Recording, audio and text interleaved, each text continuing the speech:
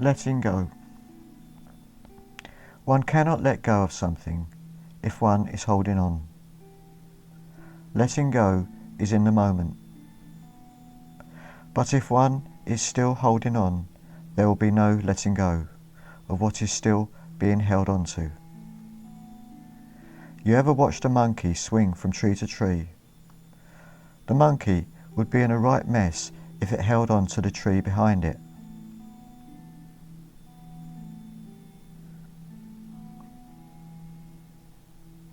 It seems one must reach a point where no matter what one does, fighting to hold on becomes unbearable. One has no choice but to surrender, to give in, to let go. Otherwise, one will just have to endure the battle that ultimately will end in one's demise. If one chooses to battle a power out there that one thinks, believes is greater than oneself, it will not be the power out there that will defeat oneself. It is the belief that the power out there is greater than the power that one's true identity is that will defeat oneself. As one lets go of trying to control the situation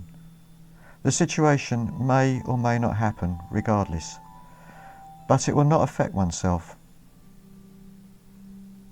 Frustration comes of trying to control, hold on to the situation and make the situation happen the way one wants it to happen.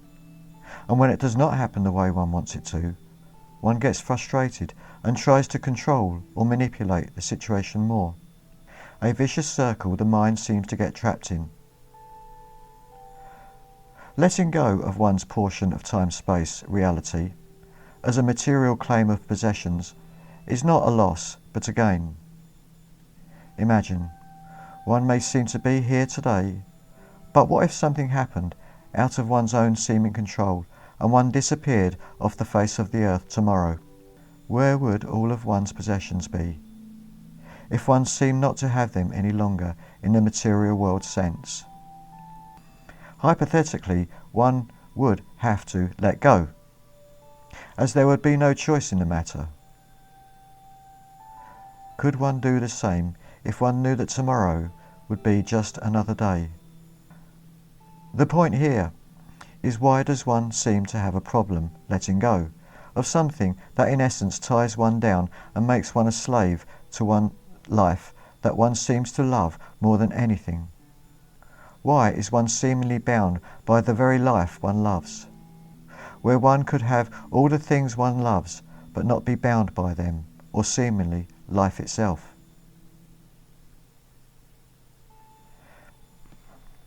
Feelings, translated, are emotionalisms. Emotion experienced without closure seems to create a distortion of emotion being felt. Hence, an emotionalism is set up and judged as good or bad, or something in between. A denial is set up in the mind by the unresolved emotionalism that seems to create a sense of guilt, that seems to keep the whole thing in an active cycle until the cycle is broken. The human mind is a reporter. It reports on past, present and future events based on past judgments and conditioning. It then judges the outcome of that reporting and holds it in guilt, thereby perpetuating a justification of its own existence, always living in fear that its eventual outcome is based in its past, present and future judgments of the reporting. Life is a game one plays with oneself, believing, thinking that what seems to be going on with the character of oneself, all that one seems to see and the way one seems to see it all, with one's unwitting acceptance, is real. By giving acceptance to the seeming, ego, emotionalisms of events that seem out there, that seem to unfold in front of oneself, one seems to allow one's mind, a collection of conditioning, memories, judgments of good and bad, compounded through seeming life experience, through me, or my memory to fill in the spaces. Therefore, instantly, without question, the cycle continues. Hence, the more one seems to have vested interest in the game, emotionally inground beliefs held through guilt, good or bad, the more real what one seems to see is accepted without question as being real.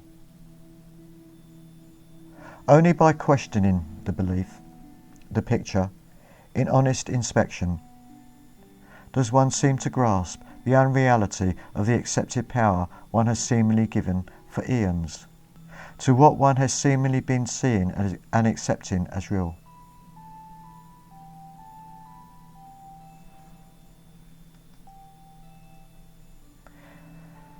Enlightenment. From the perspective of the thinking mind, revelation is enlightenment. But revelation only reveals what one already knows. One just thought one did not. The personal mind is a psyop imposed upon oneself, seemingly. But then can truth, infinite spirit, love, being, purity be hypnotized? If it could, it would not be perfect, unchallenged love, God. One who knows a state of light is seemingly losing the old man, dissolving the conditioned mind, leaving the wonder of awareness, God, untouched. Never been in a fray, never been incarnated, never born and will never die.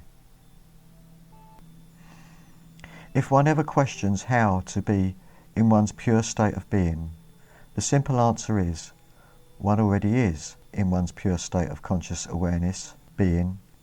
One just thinks otherwise, and it is the thinking that seems to negate being. Thinking is its own prison, without a key and a door, and walls are of its own making. Thinking and being are two diametrically opposed states of reality.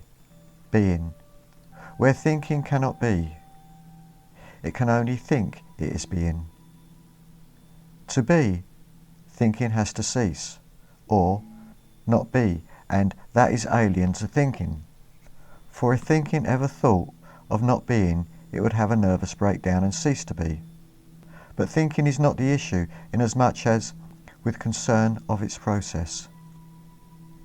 If one is given attention to thinking, one can never give attention to oneself, as thinking is always about something other than oneself. The human mind cannot get enlightened. It disappears, leaving enlightenment in its pure, pristine state. Enlightenment presupposes one could become enlightened, whereas one does seem to become illumined, or rather, as illumination, revelation, seems to happen, any sense of doubt, darkness disappears in the light of illumination, or enlightenment. Is there such a thing as enlightenment? Is there any chance that one day, in time, that one may become, in time, enlightened? The fact is only awareness is that state of enlightenment. Mankind will never become enlightened. An idea, pure thought in awareness, is just that, an eternal thought in awareness, mentally entertained as a solid material vibratory thing in a state of mind called time-space. A sense of frequency and vibration may give an understanding of the mental illusion one perceives as one's reality, a kind of play of images in one's accepted state of being called the human mind, the one that one cherishes and will defend to the death, and many do, seemingly. In truth, enlightenment is a misnomer, for it presupposes there is one that can become enlightened. Truth is a state of already light. It has no darkness in it, for if it did, it would not be light. And an illusory state is an illusory state. For it to become enlightened, it would have to disappear. Then there would be no illusion to seek enlightenment. See the paradox? Truth is a paradox. Pure awareness light cannot be understood through the thinking, analytical intellect. In fact, the intellectual thinking mind, is the antithesis of pure awareness. Pure awareness knows nothing about the thinking, analytical, intellectual human mind, the same as the intellectual, analytical, thinking mind knows nothing about pure awareness. So now, where does one go to seek the answer to this dilemma? Within. What seems to stand in the way of knowing this fact is oneself, a personal judging sense of oneself that one believes to be one's own master, the one that seemingly suffers through sin of guilt or guilt of sin, the sin of a sense of lack, the one beholden to the laws of a construct called time-space, that one believes with one's senses to be real.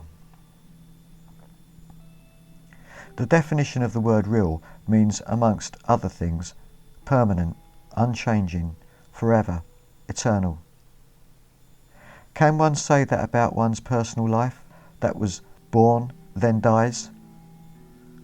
Does life die? Or is it a personal sense of life that dies, only to seemingly reincarnate at a different location and in a different body, all apparently happening in a construct called time-space? A simple way to stand under awareness God, is to start with awareness God, or to put it another way, for one who may be less inclined to see past perverted derivations of the word God. Start with fact, truth, love, being, spirit. This simplicity eludes the intellect. It does not make sense, yet it, the intellect, will argue to the contrary, to the grave, in favour of its cherished sense of self. Starting with fact, by will of definition, ends in fact. One cannot think oneself into fact. It is either fact or something else other than fact that is not fact. But let one not dwell on what is not. Let one understand what is. As stated, the intellect knows nothing of pure awareness and never will. Yet awareness, pure awareness, God, has never not been present. Past the intellect, life is understood as being conscious awareness, out of which all life appears as the evidence of life. A tree, a bird, an ocean, a star, a body called man, an appearance of a loved one, all perfect ideas seen through the lens of time-space called mental perception.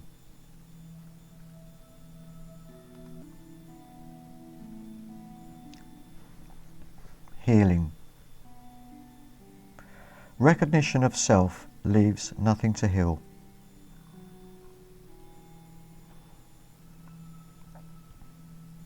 In a relative sense, healing, any healing, is conditional as a healing.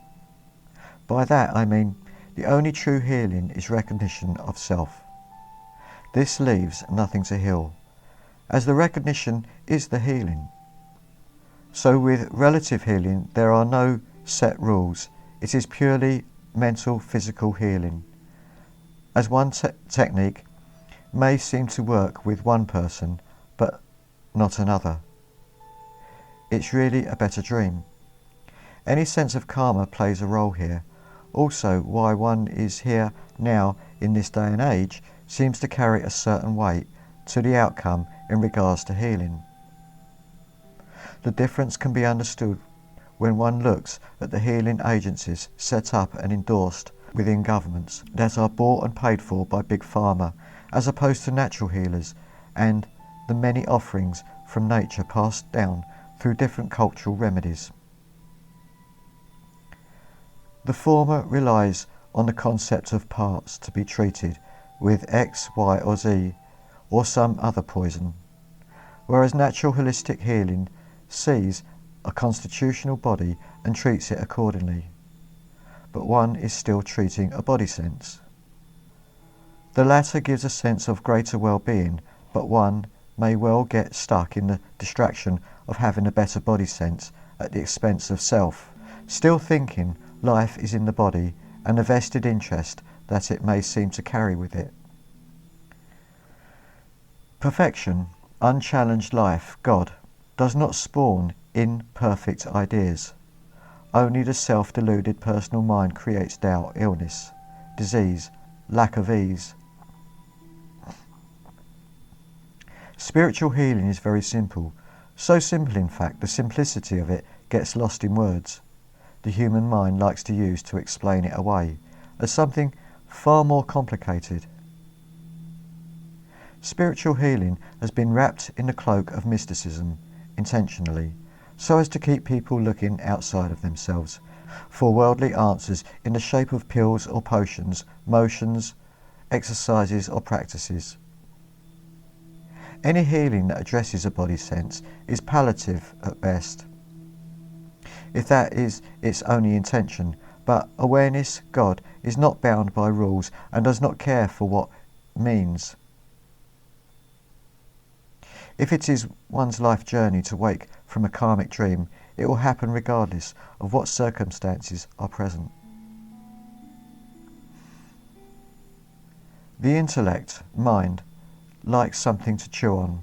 It feeds one's ego to the point where one gets lost in the distraction to the degree that one now believes that in and of itself the practice that one has vested one's life in is the way to go. There is nothing fundamentally wrong with any way one chooses to go, as always eventually, in time, end in the same outcome, an inner drive of oneself to guide oneself to oneself. In seeming fact, there is such a need for cohesion in diversity within the world climate that the multitude of different ways serves as a catalyst for meeting in a common ground and discovering, uncovering the inner beauty one seems to find in the embodiment of love within others. A common ground where there is no argument, just a perfect love for life. As one recognizes love, God, in one's own self, one recognizes that same love within and as the other. It is the same love. Love is the life force living oneself that seems to jumpstart another. The other already has the life force living that other. So in one sense, one may say that the other does not need a jumpstart, as the I in one is the same I in the other. This is true in a sense, but I of myself know not any other apart from myself. To say so would be a denial of myself, as only I can say I for myself. I cannot say I for another, in truth. The assumption, the illusion, dictates that there are billions out there. But when one wakes from a nighttime dream, where are all those others that were standing in the stadium with oneself watching football? In practical relative terms, healing takes place through an inner recognition that the life that lives oneself is the same life living another.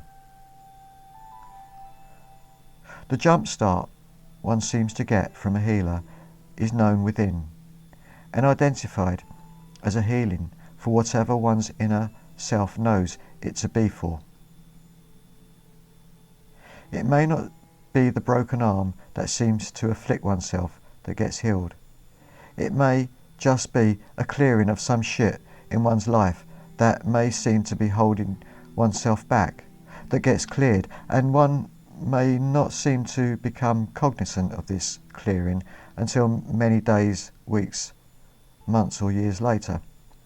And in a sense of hindsight, may one even see this. The point here is, spiritual healing is not, even though it may appear as so, a physical healing. It is a healing that takes place at a far deeper level. It seems to wipe the slate clean in some cases. In other cases, it is done in accord with spiritual contract. Paradoxically, at some point, one comes to see that in essence there is never any healing actually going on, or has ever taken place. The recognition of this one fact is the ultimate healing.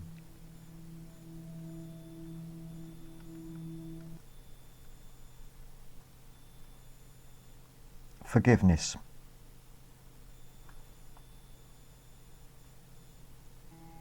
Forgiveness leads to revelation. The power of forgiveness dissolves a power out there. True forgiveness starts with oneself, forgiving oneself for how one sees one's world and all those images within one's world. Humility comes out of forgiveness. At the root of forgiveness is the forgiveness of oneself for being so ignorant as to deny oneself. The rest is only a show one seems to play out in a world of self-delusion, appearing as forgiving others for the sins one believes the others has done to oneself. But in actuality, it is oneself taking back the debt one has put on another for believing that they out there are to blame. True forgiveness is letting go the burden, the debt one has accused that other of placing upon oneself, when in actuality one had initially placed that debt upon the others. One had expected that other to provide oneself that which one already has. One has just realized this fact.